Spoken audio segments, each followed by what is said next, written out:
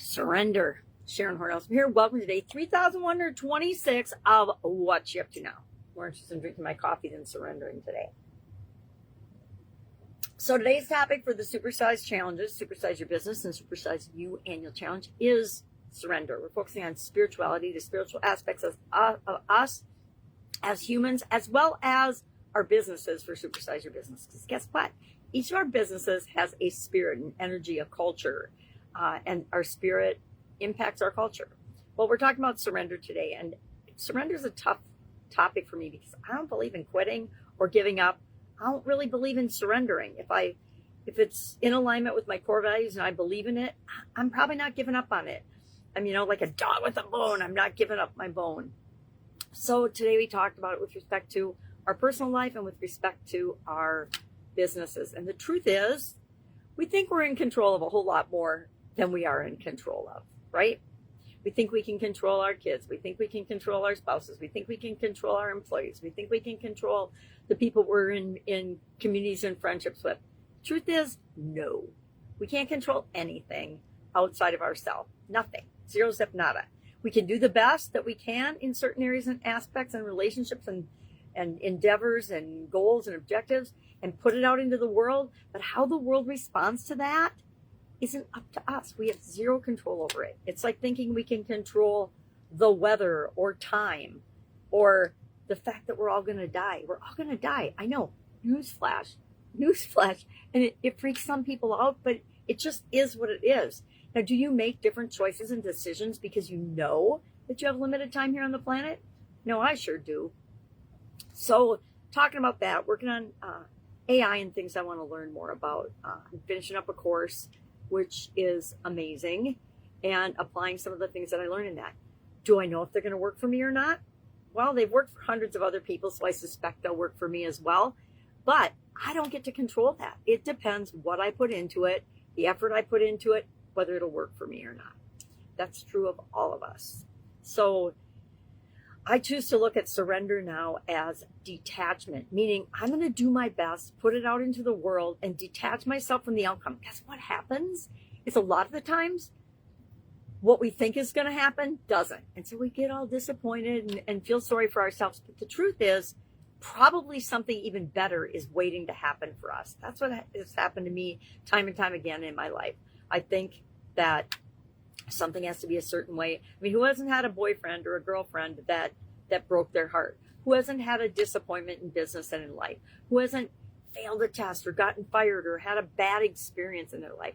Pretty much all of us. And it's how we respond to that, how we react, what we do, which is 100% in our control, right? We can tuck our tail between our legs and run home and cry, or we can say, okay, well, that didn't work. What's next?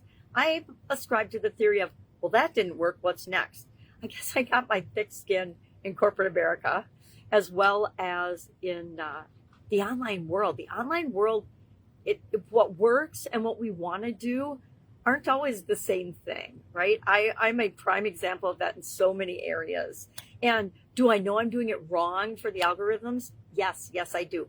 Do I know that my background to most people is hilarious or ridiculous or asinine or whatever other word they want to ascribe to it? Yes. But everything in it means something to me. And it reminds me of my goals. It reminds me of my objectives. It reminds me of times when I was struggling. It reminds me of times when I overcame something that I was struggling with. And nobody that criticizes ever asks, well, why the heck do you have that? Why don't you have the bookshelf with the trophies and the awards in the back? Because those things aren't important to me. Those are things that are bestowed outside of us, and they feed our ego. But guess what? Our ego is not what we're going to end up with.